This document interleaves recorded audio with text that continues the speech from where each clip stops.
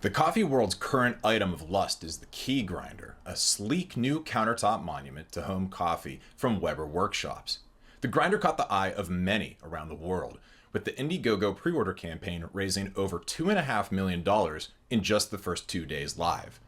The grinder is evoking a varied set of reactions in the community, so I'd like to focus today on a clarifying question for potential purchasers of the key. What are you actually paying for? Let's start by looking at the core technology, an 83mm conical burst set sourced from Mazzer, the Italian grinding giant. Mazzer uses these same burrs in the famed Robur and Kold espresso grinders, where three-phase power is available. Mazzer has sold these burrs to other manufacturers for years. It's the featured burr in two other products Weber offers, the hand grinders the HG1 and HG2. Other uses include the Optiono HSM and the WUG2 die. I keep both seeing and receiving questions on this burr set's performance. Conveniently, I recently had that burr here, housed in the new WUG2 die grinder. So let's talk about the cups. But first, I'd like to thank Mirror Coffee Roasters in Bellingham, Washington for sending out some beans to help test this grinder with. Testing is always made more bearable with tasty coffees. You, the audience, can get 15% off of your order from Mirror with the discount code Fabian15. I invite you to check out Mirror. This team of two brothers is eager to share their labor of love with you. So about the cups. This is a burr designed for use in brewing espresso. Shots are exceptionally creamy, thick, and blended with all flavor aspects of a given bean mixed together. If you're a fan of texture, a grinder with this burr is sure to produce some gloopy espresso. But what about brewed or filter coffee? This is where things get a bit tricky. Sure, you can make drip coffee with a grinder that has these burrs.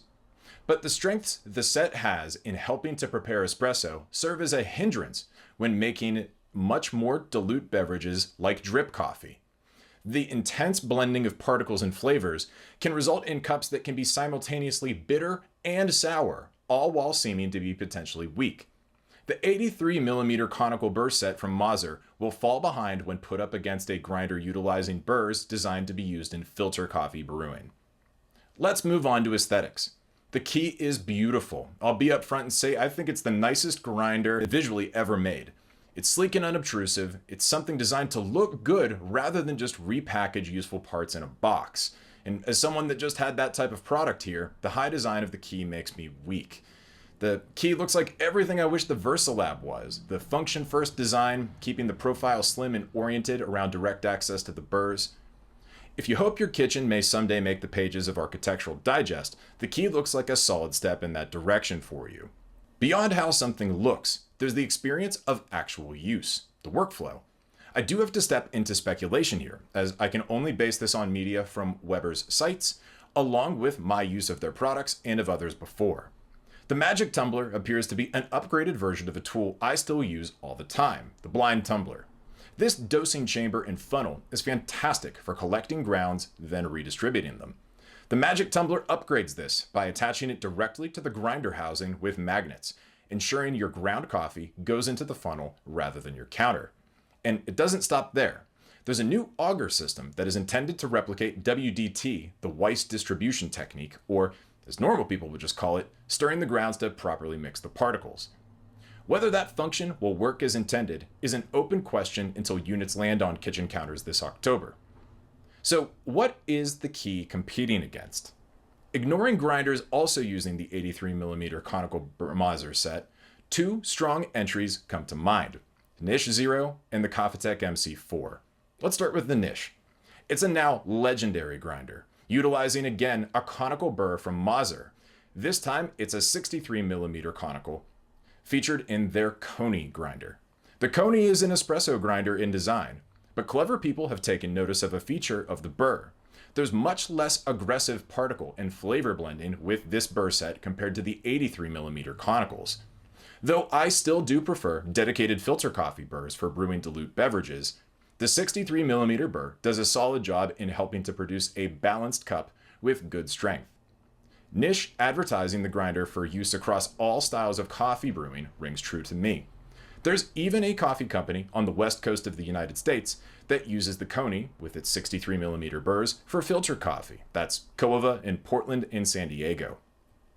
As for espresso performance, the 63mm set in the Niche and Coney provides less creaminess than the 83mm set in the Robur Kold and Key, but does seem to be able to hold a higher overall strength beverage before encountering excessive bitterness.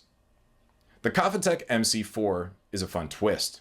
It uses 71mm Mazzers from the single-phase Robur and Kold grinders, augmented with an additional coarse burr set on top. I dive deep into the unique dual burr system in my review of the MC4, which you can find up here and in the video description below. The dual burr system in MC4 produces thick, focused cups devoid of any excessive bitterness and sourness, avoiding the plague afflicting many a conical burr shot.